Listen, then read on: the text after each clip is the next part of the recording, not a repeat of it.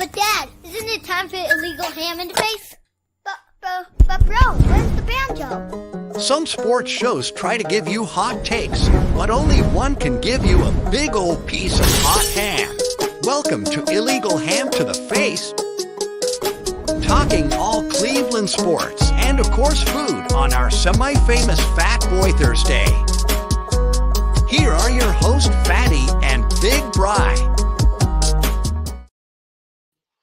What is going on, everybody? Welcome into a special Thursday of Illegal Ham to the Face. We got the Cavs game going on as we speak, as I'm getting alerts from my freaking computer. I love every minute of it. What is going on, Big Billy? Hey, man. How you doing? I am exhausted, but I'm doing okay. Going to have a quick show tonight. So we can watch the Cavs game, which is going on. I believe tip-off has just happened. So we're getting ready to watch the Cavs here a little bit, Bri, but we're going to skip shout-outs tonight. We're just going to say thank you, Kheel and Lake Erie APA. We also need to explain to everybody that the kennels are full again at City Dogs Cleveland. Please go adopt. We had our dog last week, Hutch, got adopted. One of the longest ones there, so that's great news to hear. Tell Ashley I said hello because I see you peeking over here. How's she doing? Yeah, good. She's climbing up in the attic now, so Bro, you can't let her do that stuff. That's what I told her, but she was insisting on it, so there she goes.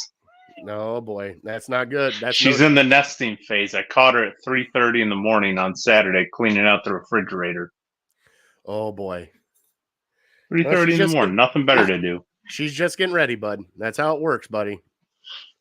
That's what I understand. It's all right. You'll understand when it's time, when it's go time, when it's doomsday. Here we go. All hell's breaking loose on the Loveless front. Hey, can I give a quick shout out? This is per my mom, so I told her I would give a shout out to my cousin Lauren, who's going to be in Daytona Beach this weekend for the national competition for gymnastics. So she is a junior at Brunswick High School, and she made it to nationals. So we're all very proud and excited for her. So wish her the best of luck. And the other one I have is for my niece, Juliet June, JJ, turned 3 this past weekend. So I figured I better shout her out. So I'm sorry. They're quick ones, and we're ready to go now. I see the Cavs. 6 minutes is what the timer says till tip off. Okay. Well, I just gotta say, congratulations on doing nationals. That's awesome, man. Go right. She's very talented. I don't know if she'll continue it in college, but she's very good. Now, surprisingly, somebody in the family is flexible. I didn't get that gene, so she's proof that at least one person in our family is flexible. That somebody can actually bend over and tie their shoes. Mm-hmm. There it is. I mean, I hyperventilate sometimes when I go down there to tie my shoes. I take one deep breath and then I gasp and start to black out a little bit, and I come right back up. Never again with shoelaces. They're not your friend. Hey, they were your friend when you're like 7, when you just you learned how to tie them, and ever since then it's like nope. Even when you get dress shoes now, I look at dress shoes like when we go to a wedding, I'm like, no, we're not tying these. Give me some slip-ons. I don't know if it's the old man in me coming out, but suddenly a Velcro shoe sounds pretty appealing. Next thing you know, Bri, you're going to have a shoehorn and everything. You're just going to be like popping them on 1 foot by 1 foot, and there you go. That's right. That's the plan. The ultimate dream. All right. So our show tonight, we're going to talk a little Cavs, little Guards. We're really not going to get into the Browns tonight because there really isn't that much news going on with Browns. We'll deal with it next week when we come back. But we'll do quick Guards, quick Cavs, our Fat Boy Thursday, and our top 3, and then we'll be out here so we can watch the game. So we will start off the show like we always do with our trivia. Brian, it is your turn for trivia, correct? Yep, that's right. All right. Let me play the sounder, and let's get this show started.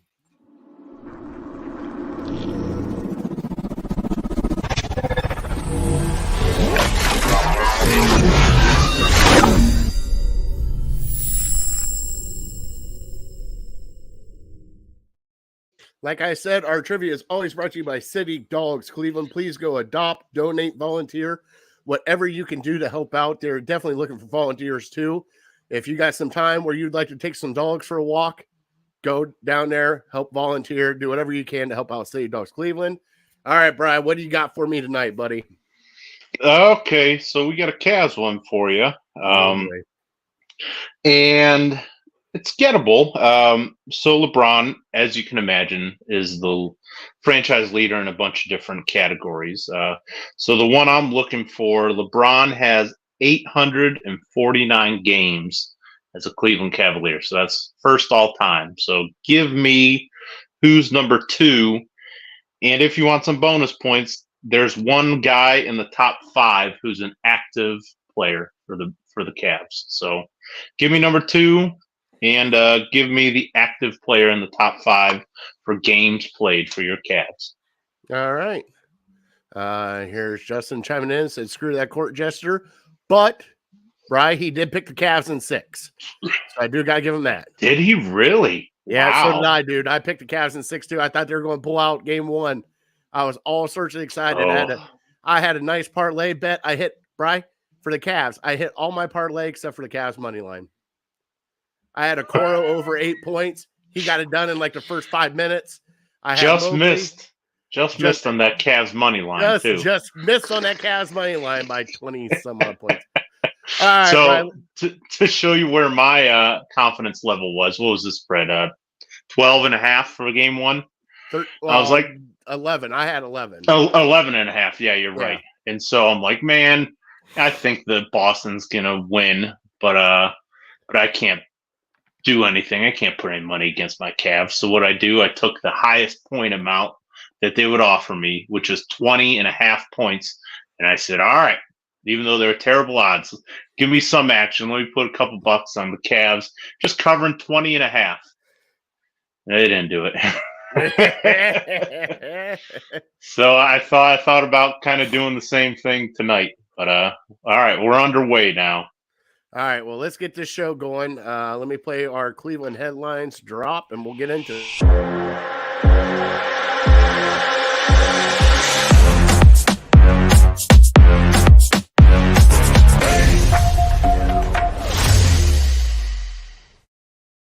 All right, so your Cleveland headlines, Bryce, since the last time that we talked, the Cavs ended up having to play Game 7, ended up winning that Game 7 with Donovan Mitchell going back-to-back, a 50 and a 39, most points in a 6-7 game since Allen Iverson, I think it was, back in the day. But they did get past the Orlando Magic only to play Boston, and then we got trounced by Boston. But the game was a close game until the third quarter, and then it seemed like the fourth quarter, just Boston just went off. What are your reactions, first off, to like the Magic ending Game 7 and then going into the Celtics, bud? Yeah, let's focus on the positives. Let's go back in time a little bit to where we were excited about the Cavs, and Games 5, 6, and 7 were so much fun to watch, like I was saying last time, and I just had a blast rooting them on, even though, maybe the opponent wasn't the greatest, but Donovan Mitchell put the team on his back, and, we're probably half the team that we are if he's not on it. So he was Superman, and he willed us to win, and I kind of have a funny timeline for the Game 7. We went out, we did some running around, and my wife was like, all right, if you really want to go to the bar to watch the game, I was like, Game 7, that'd be fun too. She's like, I don't want to go and watch the entire thing, so maybe we can go for like the second half, or maybe for an hour and a half or something. So I'm like, all right, that's fine. So we went and run around, we did our shopping, and we were at the grocery store, and I'm watching the game on my phone as I'm pushing the cart around, and the Cavs are down by 8, 10, 12. By the time we checked out, it was 12. We were down 12. So at that point, I'm disgusted. I'm like, all right, I'm shutting off the radio. I'm shutting off the phone. I'll see what the score is when I get home, and then that'll determine if I go out for the game. And so by the time I get home, it was 14, 16, and then up to 18 eventually. And I'm like, all right, that's it. I'll just watch the rest of the game at home rather than going out. And so it was a bad call on my part, but man, it was fun watching the comeback. And guys like Sam Merrill having a hand in it, Karis LeVert playing like the guy that we know he should, and Morris, and there's Okoro hitting a 3 now. So yeah, your guys stepping up that you need to in game 7s, and especially it helps when you're at home. What do you always hear about the role players stepping up at home? And they did, and so much fun to see that come back, just kind of slowly trickle. And then I went outside and I did some yard work because I think we were still down by maybe 12 or 11 at halftime, and then we just had a surge at the beginning of the third quarter and cut it to like 4. And so I was so excited to watch it from there on out. And who would have thunk that we'd have won the game by double digits when we were down 18? But yeah, we had that firepower, and yeah, it was just not even thinking about Boston. I know the crowd was chanting, "We want Boston." I wasn't even thinking about Boston at that time. I was just enjoying it for what it was, and it was the most enjoyable game of the season for me. Yeah, so for all of you that don't know, like right now, Jared Allen is out again. And I want to give this because, Bri, I got this little nug today while I was talking to some people. And Jared Allen, for as much as everybody is calling him soft now because it's just bruised ribs, guys, it ain't just bruised ribs. He has got a cracked rib. He cannot lift his hands over top his head. They tried to warm him up for game 7. He could barely run up and down the court without just slugging around. He is seriously hurt. And for everybody calling that man soft, he has played 77 out of the 82 games. He just missed the first 5 games of the year when he had his little ankle issue. That's it. That man's been your Iron Man throughout the rest of this year. So if he's not playing, he is seriously, seriously hurt. Now, the one that's hurting us right now is Dean Wade. Not being able to go and play, I think he'd be a great matchup for Boston, what we got tonight. But, Brian, like you said, game 7, that was such a magical time because you're sitting there watching the first half. It was a tale of 2 halves. First half, it was like, look at this garbage. And then the second half, they just completely shut down Baquero. They shut down both Walkers. I mean, it was a sight to see, and then they just took off. I think they came out in the third quarter on like, what was it, 18-2 run or something like that. And then they just never looked back. And it was coasting from there. But we did find out with this team, though, no matter how good Donovan Mitchell is, we need the supporting cast to win these games. You need 12 points from LeVert. You need 15 points from Merrill. You need, it's not just Donovan. You need the other guys. And the one that has not shown up yet that we paid a lot of money to, Bri, and I like him because he's my little chubby brother, George Niang. Oh, my Lord. I feel so bad. Like, when I see him come in there, you know what he reminds me of, Guy? He reminds me of the one guy you're playing at the rec league, and he just comes in. He's got the goggles on, the sweatband, both wristbands on, and he just comes in and he starts throwing dimes from nowhere. And you're like, look at this guy. Like, he just looked like he walked out of a van 2 seconds ago, and but he's not even showing up, man. They even sat him out to put in Marcus Morris and Tristan Thompson. Like, that's how bad it is right now. But right now, Brian, what's the score we got? You got an eye on it. I do not. I don't know if you want to know. Okay. It's on a commercial. It's either 15-6 or 15-4, and you can guess who's on top. It's got to be 15 to. Well, yeah, never mind. And Cavs need a big man in the paint. I think the one thing they really need out of this series with the Celtics, Bri, there's 2 things they need. They need to start hitting their outside shots, which watching game 1, Bri, they couldn't buy a bucket from outside. And number 2, Mobley's got to get down low and start working down low. Him being hesitant and trying to kick out and not taking the little bunnies that are right in front of him, I want him to go elbow deep in that rim and just start working down low. They need to start working the inside, then work outside. They need to start working that way, driving in, kicking out later, because if they start attacking this team, I think they could win if they attack this team through the middle.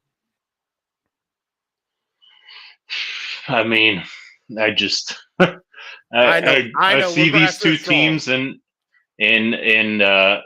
Like we need our A+ game, and they need to be playing their C+ game. I think just with the firepower. Like I look at Derek White and him going off, and he just hit a 3, 14-5. Sorry, and like he would be our second best player, no doubt about it at this point. And he's like their third or fourth when Porzingis is healthy. He's their fourth option, and I think the talent. I don't necessarily think their talent is so much better than ours, but they're comfortable in this environment. It's very clear. I mean, my opinion, even though we just won a series, my opinion of the Cavs hasn't really changed a whole lot. No, and I still agree with think you on that opinion. think the lights are too bright for him. I mean, how else do you explain Darius Garland can't do buku in the playoffs? He can't do anything. Is he that bad? Is Darius Garland that bad? He's a max player for us. And for everybody, I have to hear it for 12 months out of the year how Deshaun Watson is the worst contract in sports. I think Darius Garland might be the worst contract in Cleveland right now. I don't know if you can get anything for him, and he's a max player. I mean, who's going to want to take on, a guy who can't carry a team? I mean, not even for a game can he carry a team. We need him to step up. If Mitchell has an off night, he can't do it. He can't score. And I say that he just scored a bucket. When was the last time he scored 25 points? Keep talking shit about him. Right? When was the last time he scored 25 points? I mean, we can't score with Boston because Darius Garland can't score. He doesn't have the confidence to do it or whatever. Maybe he's just not that great of a player. Evan Mobley is not a scorer. So you have one score, your top, and Jared Allen, even if he's healthy, I don't think the Jared Allen injury affects us at all, really. Because I think if Jared Allen was healthy, we beat the Magic. If Jared Allen is healthy, we probably, maybe we lose by 18 points rather than 25 points in game one. But yeah, I don't think it really, God bless you, I don't think it really affects us. Evan Mobley should be. They have Cornette and Al Horford, two big slow dudes. Like they had Evan Horford on Isaac Okoro game one. Like that's who he was defending was Okoro. Evan Mobley's 5 times the athlete of those guys. So much quicker. He needs to take advantage of it, but he can't. Will time give him that confidence? Will there he is getting a dunk. I mean, that's all he kind of does is just dunk the ball. That's how he scores his points from within 5 feet. He's turned into Jared Allen, to be honest. And he can't score outside of 5 or 7 feet. Oh God, because that's the thing that pisses me off, Brian. Because there's many times in that one game where they do that little soft pick and roll where he's about around the free throw line, and they bite on it. All you gotta do is just turn around, fake the pick and roll, turn around and shoot a jumper right there. Like you have that in your game. You have that jumper. He just had a nice move there. Cut it to 3. All right. Just my guy, Evan Mobley.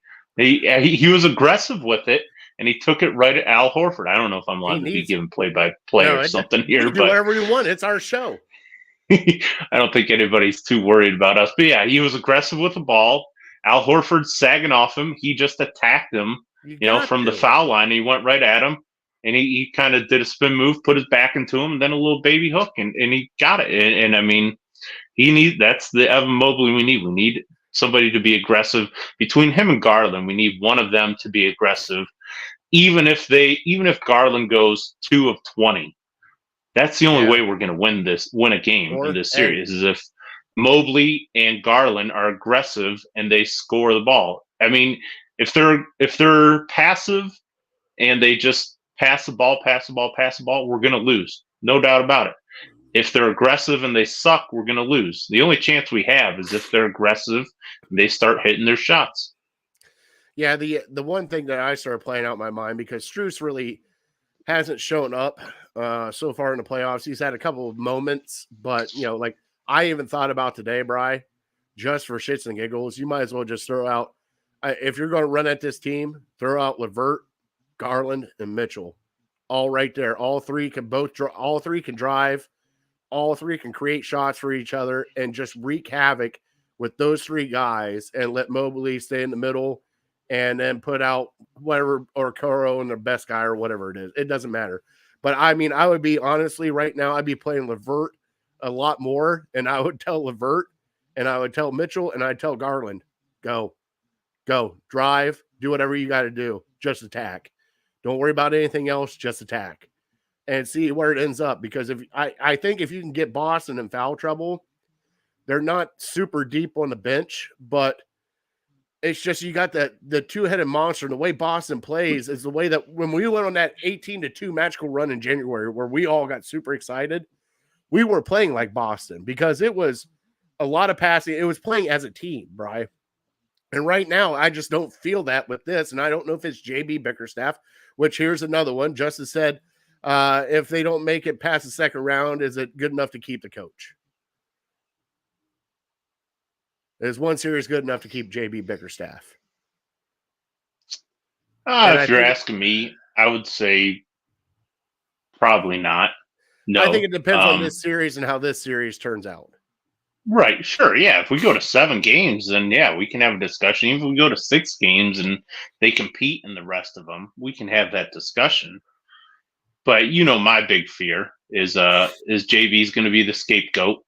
And people are the front office is going to say, and fans are going to buy into like, okay, let's just change the coach and we're good. I mean, we're playing one extreme to the other. Like in this round, we're playing the best team in the East. And the last round, we played the number 8, basically the 8th best team in the East, I think. I think if Philadelphia's healthy and if Miami's healthy, they're better than the Magic. So, I mean, what I'm seeing is you're getting throttled by the 1 seed and you needed a miraculous comeback in the 7th game to beat the 8 seed. So we're much closer to 8th. We're probably the 7th best team in the East. And if people think that that's good enough and just changing the coach is going to magically fix all that, no. And honestly, I can't imagine. I don't really think there's big change coming this offseason.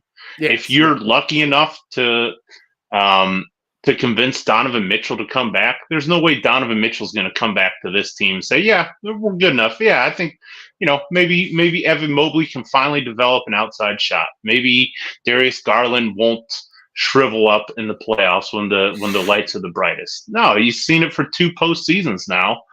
How could he possibly think anything's going to change? He knows it's all on him. I've said it for months now that this is a lot closer to a LeBron James situation where we have one superstar and a bunch of decent players around him. But, that one superstar, if he's not Superman, we don't have a chance of winning. And thankfully he's been Superman and we have won. But he's going to have to put up 70 against Boston for us to win consistently. And what people fail to realize, he's still playing on one leg too. He's still injured, and he's still doing this. And you know something? Like he said out of the press conference coming out, he goes, "We're here for more than just one series." He's happy to get out of the first round. Thank God for Donovan Mitchell for what he did. Like he tried to single-handedly win that in Game 6 and just end it right there, but they just Game 7, and that's how it ends. But man, Bri, this team is so Jekyll and Hyde, because if they're on shooting wise, they're lights out with Strus, with everybody else. But in the playoffs, they're not. Because I know they're horrible. They're a good regular season team. They said today that they're the second worst in 3-point percentage so far in the playoffs. And guess who was below your them? Boy? Who's that? The Magic? Pelicans. Oh. Your boy Niang's in now. So have you heard his nickname? It's got to be Tubby Thunder or something like it. What's his name? No, I thought the minivan or something. Oh my God, that's great. That's why I thought I heard that. I don't know if that was maybe somebody doing it off the cuff or that's like a well-known thing. Hey, we're tied up here. Hey, this is what gets me excited. 3 minutes left in the first. What gets me excited about Niang is anybody can play basketball if Niang can play basketball. I mean, just look at him, bro. He doesn't really look like come on. He looks like the guy that we would go out and drink beer with and then do a pickup game later or play softball with later. Come on. Let's be honest. He takes dad bod to a whole new level. Hey, and he throws that weight around you too. think you think Nikola Jokic has a dad bod until you see Niang, and you're like, oh, okay, now that's a dad bod right there. Eric even said on here, he said, "Do the Cavs win a game this series?" God, it all depends. I think they had a chance to steal. I still game think one. so. I think that would make it a competitive game. I think this goes 6 games no matter what happens, whether it be the Cavs winning 6, because I said Cavs in 6. I'm going to be that homer, Bry. You're going down with that ship. I'm going to die with that ship. Cavs in 6. But I think it'll go 6 games. It would be nice to see a game 7, taking Boston, one of the top teams, to game 7. We'll see what happens. I mean, it's not crazy to think that. I think probably the Celtics. I think I'm going to give the Cavs 1, probably game 3, maybe game sweep. 4. But I think they're competitive in one other game. I mean, and whether it's the Cavs just really figuring stuff out, or whether it's Boston, kind of getting bored. We saw what Boston can do in game 1, so they're going to start read their press clippings, especially if they win by double digits tonight. And, they might get a little bored, but, they had stuff go right. They had a lot of stuff. This Pritchard dude hitting, half court shots at the end of the third quarter. He's a chode, dude. I don't know how else to explain it, but I mean, he's not afraid. And there he goes shooting at the end of the 3. Well, he missed that one. He's not afraid. And that's what the Cavs need. The Cavs need guys that aren't afraid. Now, I understand it's easier to play in the Boston offense when you have Brown and you have Tatum and you have, who's the dude that Porzingis, who's the dude that, White. Derek White. So you have all those guys. When you're an ancillary piece to that scoring powerhouse, you don't have to be on. You can take threes and if I miss it, no big deal. Whereas the Cavs are like, we need every shot to go in. We can't be taking these open shots and missing them. And so they start feeling the pressure. And the Cavs have a 4-point lead now. So I am jealous that you're watching the games while we're doing this, and I can't watch this right now. This on a 20-7 run in the last 6 minutes. This is killing me.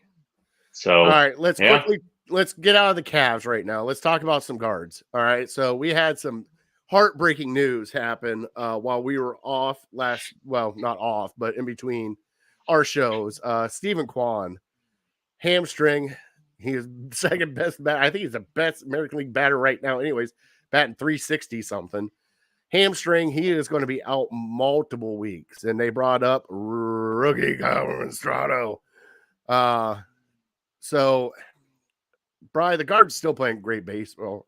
I can't believe, this is higher than what I thought expectation-wise they would do. And it is crazy, but they are going to need some help with their starting pitching, Bri. They really are. They need somebody to kind of step up, because Bybee hasn't been the greatest. Lively's been actually pretty good, but then you got, Bybee, Gavin Williams is gone. You got Tristan out there with half an elbow throwing still, which I'm waiting for the other shoe to drop on that one. Do you think that the guards might, if they're still in this hunt, might go out and try to get a pitcher?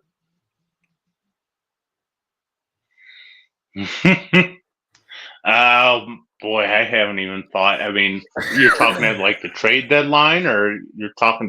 I heard somebody saying today, it would be nice to get one, but what pieces do the Guardians really have to give up that other teams are wanting? It doesn't sound much, and I'm sure you can always find somebody to trade with you, but no, you know me. I'm not really worried about their starting pitch. I know they're not great.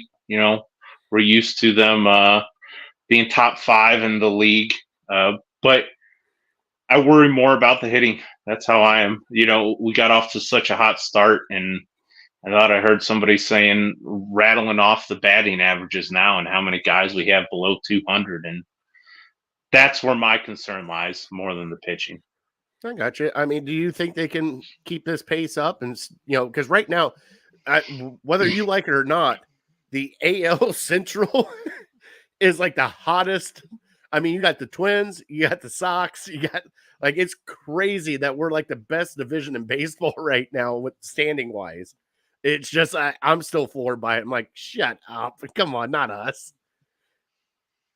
Yeah, and we got what do we have? The White Sox this weekend. So hopefully we can add to. I meant to check out the standings and write them down, but do you know? Are we in first? In the division? Yeah. Oh God, yeah. Oh, what's our? Do you know, like off the top of your head, what our lead is? Because We I got know, right? We got a 2-game lead over the Twins. So right now we are 24-13. The Twins are 22-15, 2 games behind us. The Royals are 22-16, 2.5 behind us. Then you have the Tigers at 19-18, and then the White Sox are 9-28. Right. But like right now, looking at everything else, you got the Yankees and the Orioles at 25 and 24 wins. You got the Rangers at 22 wins. So like right now, we're in the top. I mean, the last 10 were 5-5. We are 12-6 at home and 12-7 away. So I mean, you can't really complain. I mean, they're winning series, Bri. I mean, to be that far, the win percentage is 65%. So like, to be that far above is crazy for us, especially this time of year, because we normally start slow. Yeah. Hey, I couldn't ask for much better of a start. I kind of, because it's such a long season, I kind of pick and choose when I pay more attention to the Guardians. And so usually, if I know they have a series coming up against a strong team, I'll kind of focus in a little more than I will if they're playing, the A's or the Mariners or somebody like that. Like, so I paid attention a lot to the series against the Braves and also the Astros afterwards, even though the Astros don't have a great record, just knowing their history the last few years. And so it was a little disappointing getting 2 of 3 or getting only 1 of 3 in those series. But the Braves series, I mean, they were in every single game and they could have won it. So, I mean, that's the measuring stick to me. I don't, obviously your record matters, but to me, like, how do you match up when you go head to head with these teams that people are picking to win the conference or to win the division or the league? That's kind of when I pay a little more attention to it. Kind of like same thing in basketball. When we're paying the Celtics, I pay attention a little more because I know that's the hurdle that you have to clear. So where do we match up? If they're just blowing you out, then that kind of throws some water on my expectations a little bit. But I couldn't have asked for any more. You know me, I was kind of cautiously optimistic going into this year, and they've blown away everything that I could have asked for through the first couple months. Hey, that's the nice thing about baseball. I feel like baseball is a sport where, basketball, football, you pretty much know the teams are going to be good year in and year out before the season even starts. Baseball, it seems kind of like a crapshoot at times. Like, who would have predicted the Guardians to go on the run 2 years ago that they did? Who would have predicted them to do this? And same thing can be said for the whole AL Central this year. Who would have predicted the teams to start off this hot? So, I mean, it's kind of a breath of fresh air. So that's the one thing that baseball does have going for them is the lack of predictability that these other sports have, and so it makes the regular season a little more fun, even if it is 6 months long or whatever. Yeah. I'm enjoying the ride right now because, like I said, last year was, we went like 76 wins. The year before was 88 or something like that. I wasn't expecting a whole lot, but I mean, if this team keeps playing the way they do, Bri, I mean, postseason's in our future, and just to get to the postseason in baseball, that's saying something, especially the way it is now, and especially the way this division's going. So I just say keep it up, and just hey, the great thing is they're actually playing baseball. And the one thing I heard today, and I can't remember who, I think it was Terry Pluto that said it today. said this team, it's an actual team. Like they're just playing for each other. Like they were so close knit, so together, so happy for each other. Like, on hits and everything else, that there's just this group vibe with them that is like, all right, well, it's all right, guy. I got you. I got you. No worries. You missed it. I got your back. I got another one. Like they're just so together that it's going to be fun to see this team down the stretch. And I can't wait. I mean, we're not even into June yet. And right now it's Guardians baseball is on fire. And I just loving every minute of it, Bri, because hey, when they're good, summertime feels a lot better. All right, sure. buddy, you ready to get into Fat Boy Thursday? Yes, sir. Let's move this right along. And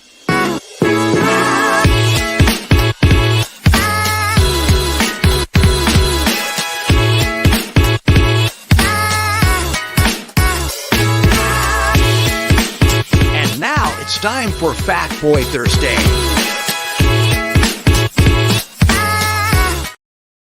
So, Bri, I put out the question, and I put out polls everywhere. Bri, I wanted to know, what is the best Dorito? All right. Now, the polls have come in. All right. Now, the poll I had to put, now these were the three on the poll. It was regular nacho, Cool Ranch, sweet chili, or other comment. Okay. Because there is other ones. So that's what the poll was.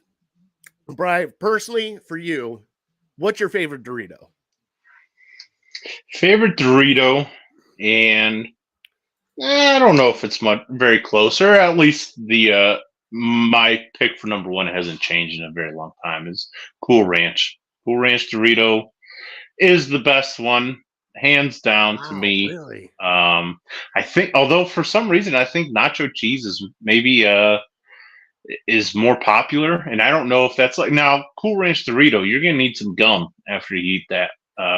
So I don't know. I don't know if that factors into it. Honestly, I think maybe it does. They have parties or something. But yeah, if I have my choice, it's always Cool Ranch over nacho cheese. So for me personally, now we always get, just the regular nacho or the Cool Ranch because of family. I got to compromise for the family. But if I didn't have to compromise for the family, I would get that spicy sweet chili or the spicier nacho is one of my two favorites. Because did you know they got flaming hot Cool Ranch and nacho now? I think I've seen that. I'm not a big flaming hot guy though. I'll eat it, but for me it's not really enjoyable. It's almost too hot. Now, have you tried their barbecue? Have you not? Oh, for sure. Yes, I believe That's barbecue's not bad, up there. I think it's top 3. I think right. if you're asking me, my top 3, I told you Cool Ranch. I'm with you with the sweet chili, the purple bag, and then barbecue's my other number 3. Now, for years, Bri, this has been my go-to, and I'm going to put you in a little trade secret behind the scenes here, because I don't think you've seen me eat this before. But like normally when I go out to grab snacks, all right, and especially if I'm getting, and if it's for me, not the family, for me, I'm either getting that spicy nacho. It's mostly the spicy nacho, and I get the Fritos can of the jalapeno cheddar cheese dip. Fritos can cheddar. Okay. You know what I'm talking about? The little baby I cans, they're like this big. I think I know what you're talking about. Yep. And that is my go-to. I will sit there and just dunk, eat. I don't know what it is about that cheddar cheese with the nachos, but man, it is so good. And here's Toby. Num, num, num, num, num. Oh, yeah. I'm getting hungry now. Cool Ranch is what you feed to meat chicken fans or people you don't like. Jesus, Justin. Oh, my God. So what about the other one? So you're saying spicy nacho is your number 1? Yes, and followed by sweet chili, and then followed by the regular nacho. Like the regular nacho and the Cool Ranch are tied because I can eat those whenever. Because with the family, they're always here. But the other two, because I don't get them that often, I put those two as my favorite. Oh, there you go, Darius Garland hitting 3. It's about time. So what about What about the other ones? Sorry, I'll give you whatever updates you want. I'll give them to you. If not, I'll keep my mouth shut. The other ones being these off the cuff ones. What am I Other thinking? flavors? Buffalo Ranch. Hold Have on, you I had gotta that find them one? now. I had them here. You just fill in right now. Do a little play-by-play. You need to work on it. So I'm thinking Buffalo Ranch was one. I think they've had I've seen like the old school bags of taco. Come on, George Niang, wide open right at the bucket, missing it. The taco ones, I haven't had those, but I can't imagine they're bad. And then the Okay, here we weird go. ones that they just came out with, like a couple months ago, they tried. I don't even know if they still have them. The All right. mustard and the ketchup. Well, they don't. I don't have these on here, but these are from the Doritos homepage right here. All right, so we got Okay. the Doritos Dynamite Flamin' Hot Queso. You got the tangy No, I haven't fiery seen lime. those. Okay, you got the smoky chili queso, the hot honey mustard sticks. Now these are the sticks. These aren't the actual Oh sticks. yeah, they're like hot fries. Have you ever had hot fries? Oh yeah. So I the think next I've had. Doritos sweet and tangy barbecue, the Flamin' Hot Cool Ranch, the Flamin' Hot Nacho flavored, the Flamin' Hot Lemon flavored. You got the nacho cheese, the Cool Ranch, the sweet, spicy sweet chili, spicier nacho, salsa verde is one of Oh them. yeah, You that's have good. the simply organic white cheddar flavored Doritos. You have the Doritos Flamas, the flavored tortilla chips. You have the Tapatito, the hot sauce. You remember the Tapatito hot sauce? I don't think I've had those. You have the original taco flavor, which those are really good. Yeah, Hint, I I haven't use had those those for either. my taco They look salad. good. Okay, be down with that. Hey, crush it up. Cheap taco salad. That's how I make my taco bowls at home, Bri. I could. That sounds pretty good. But right now, like those are all the ones that are listed here. Man, I gotta try some of these though. They even got the little minis, Dorito minis. Oh yeah, did those come in like a Pringles can? Yeah, but the thing is don't you get that at the bottom of the bag when all the other ones are crushed and you're just shaking it in your face? Yeah, I've never once bought Doritos minis or wanted to buy Doritos minis. Well, let me go back to our poll, Bri, because our poll, as soon as I bring it back up again, our poll number one was nacho. Just a regular nacho was number one. Number two was the sweet chili. Sweet chili. So regular nacho got 43%. Sweet chili, spicy sweet chili got 32%. Cool Ranch 21%. And the other comment got 4%. Okay. Not bad, right? I'm a little surprised that maybe I'm the only ones that likes the nacho or the Cool Ranch. Like But I it's like hard. it. It's like picking pizza. You like them all. Yeah, they're all good, right? Mm-hmm. I don't think I've ever had a bad one. And Justin send me Fat Boy. I think Oh boy. Flamin' Nacho. I don't. Even if somebody offered it to me, I don't think I would really touch the Flamin' Nacho. Well, Bri, I have to be honest. So my kids are now like they really don't like spicy, but they got on this whole they wanted the flaming hot Cheetos, and then they started eating them. Bri, I'm not gonna lie, I had some flaming hot Cheetos. Those things are the bomb. Like they got a lot of kick to them, but they got really good flavor, bud. They really do. Hey, you won't hiccup. You won't Not me. hiccup. All right. And I'm a guy who likes spicy things, but to me, that's just to me. I'm like the opposite of you. I think they're too hot, and I think it's all heat. It's all heat. I can't taste anything else. So maybe if I did have these Cool Ranch flaming hot ones, maybe they would provide a little bit of flavor for me. But All right. yeah, I think Here's what we're going to do. hot. I'm putting you on a mission, Bri. All right. Now it depends on Baby Loveless and when Baby Loveless comes. Sure, I don't know if that'd be great. All right, but Blowing up the bathroom as soon as she's coming out. but next week, when we do a show next week, Bri, try to stop and get one of the little goodie bags of the Flamin' Hot Cool Ranch, and we'll try them live on the show and see what you think. All right. Okay, I'll keep an eye. I don't know. I don't know if I've ever seen the little bags of them, Oh, but you'll find them. Trust me. You I'll gotta go to I'll Speedway. keep I my think. eyes. Yeah, I'll keep my eyes peeled. You know, now that I'm looking for something specific, I'll be looking for it. All right. And if we missed any Dorito flavors or anything like that, hit us up on our YouTube page right there in the comments. Justin's on it right now, running Bald Man. By the way, if you have not seen his content, some of the funniest stuff I've seen because he reads some children's books that are, let's just say they should not be children's books. Let's put it that way. The people that wrote those were very, very, yeah. But go check him out, Running Bald Man. And then give us a like, subscribe, and follow here on Illegal Ham to the Face and Network 216, as you can see down here at the bottom. All right, Bri. Let's scroll over to our top 3, and then we'll close out the show. All right, bud? Sure. All right, let's get our top 3.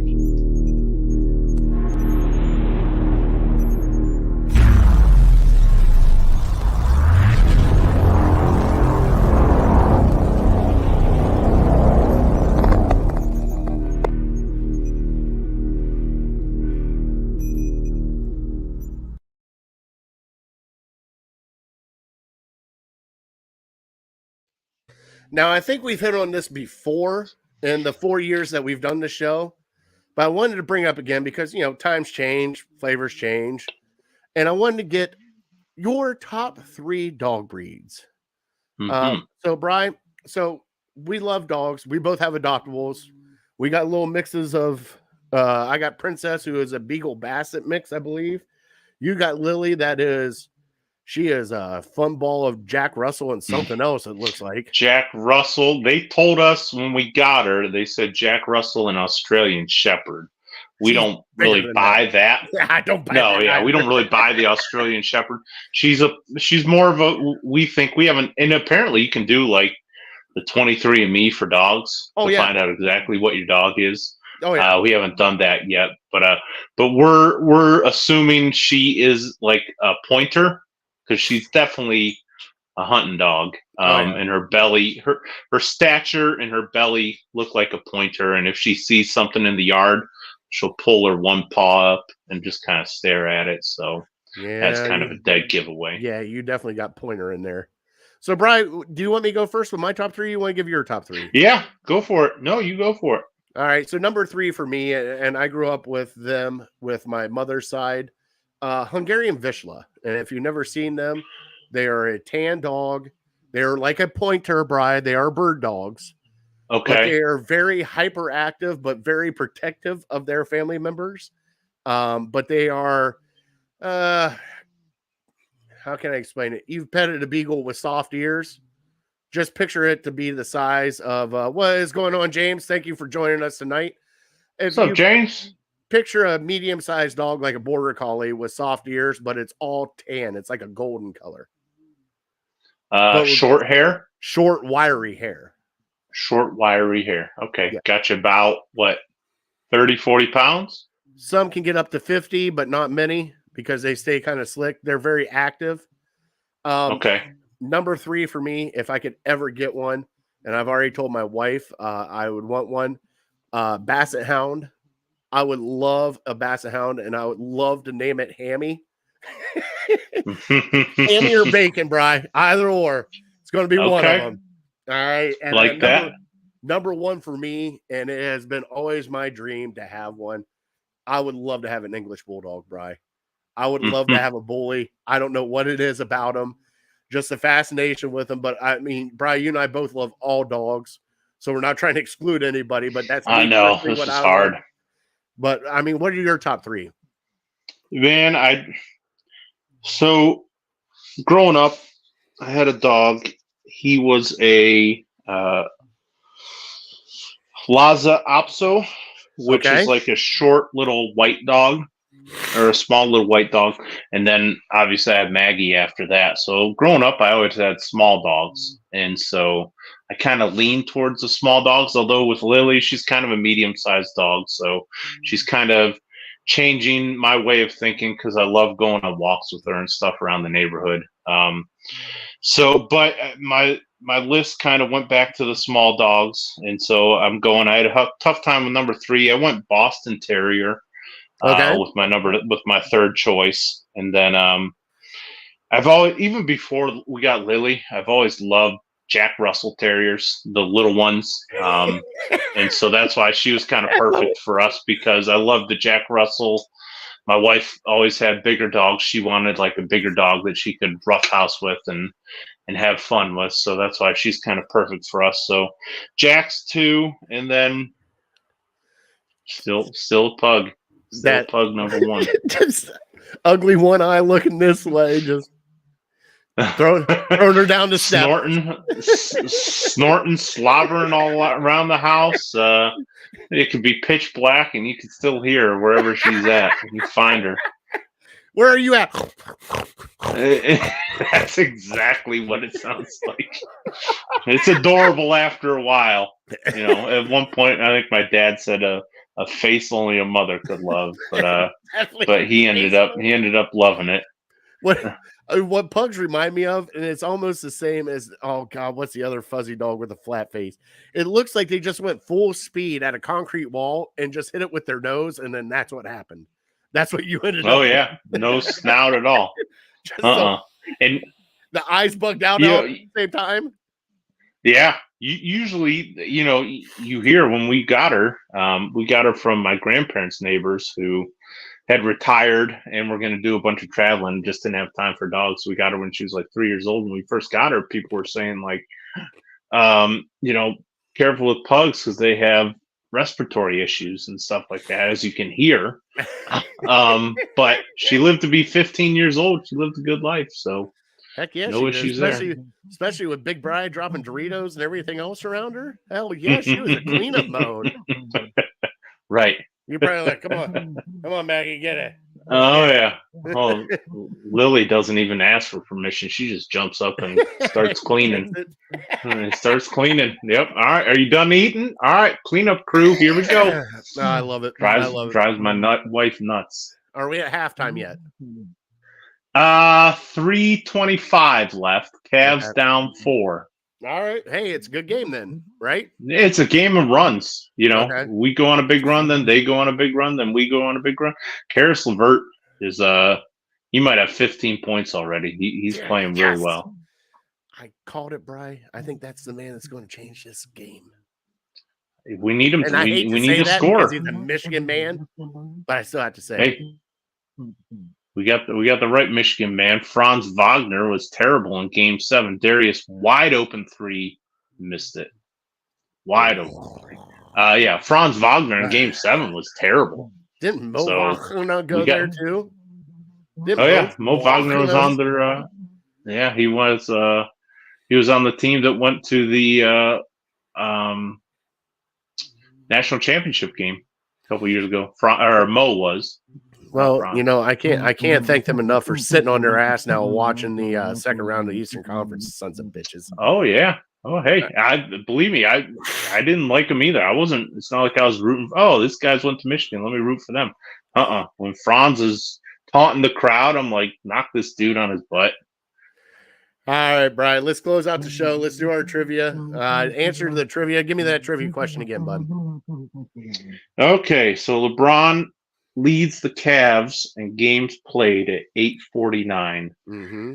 I'm looking for the guy who's second and the active player in the top 5. All right. So Tristan Thompson. Yep. Tristan Thompson is 4th. I think maybe so. 5th. He's in the top 4th. 5. He's the active player. Yep. Now, is it this era, Bri, or is it an era before us? Yep. This era. Number 2 is this era. You got it.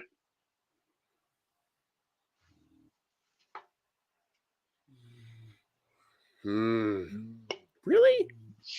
All these guys. So I got 6 names here. I got the top 6. All the top 6 guys. You've heard of all of them. You know, if I said their name, you'd be like, "Yep, that's Cavs player." So, Garland? Nope. So I don't know what you mean by this era. No, like I this mean era of the Cavs. Tristan Thompson is the only active player on this list. Okay. So, but the guy who's second has been in your lifetime, if that's what you're thinking. It's got to be either Brad Daugherty or Mark Price. No, neither one of them. Shut up. All right. Damn you. One of their teammates is in the top 5, but he's not 2. All right, give me number 2. Who's number 2? Number 2 is Big Z. Shut up, Zadrunas? Yeah. Can you believe that with all I his thought he was injured foot- for like 7 years. I know. His foot injury problems at the beginning of his career, you would think that maybe he didn't play a ton of games. So Z's 2. Uh-huh. Danny Ferry is 3. Oh, okay. Bingo Smith is 4. Tristan's 5. Hot Rod Williams, my guy, is 6. 661, and then Austin Carr, 635. All right. Well, Brian, that was a great trivia, bud. You're going to Yeah, love the we'll one I Cavs give you for next you. week, buddy. That is Don't if Baby give- Love Us doesn't pop out. Yeah, give me can I make a request? No, I guess Yeah. not. You already got it. No. Go ahead and make a request. What do you want? Basketball or football? Basketball or football? Gotcha. I can do that. Or you can give me this one too. You already got one, so No. It's basketball or football. We're good. I got you one. It's all right. I got a whole week. Got a whole week to plan this. I like it. All right. So our trivia is brought to you by City Dogs Cleveland. Please, kennels are full. Please go help, adopt, donate, volunteer, do whatever you can to help out City Dogs Cleveland. They're near and dear to our hearts. They had a good turnout at WJ Lodge there in Maria Bry. Raised a lot of money. There was 3 or 4 dogs there. So please go help them out because they get everything by volunteers. All right. Volunteer and donations. They don't take anything publicly. You got to help them out volunteer wise and donation wise. So please go help them out. Brian, on that note, we want to thank our troops, first responders for everything they do so we can do this show. Got to say it's almost halftime now. So let's get a go Cavs and Brian, God bless them.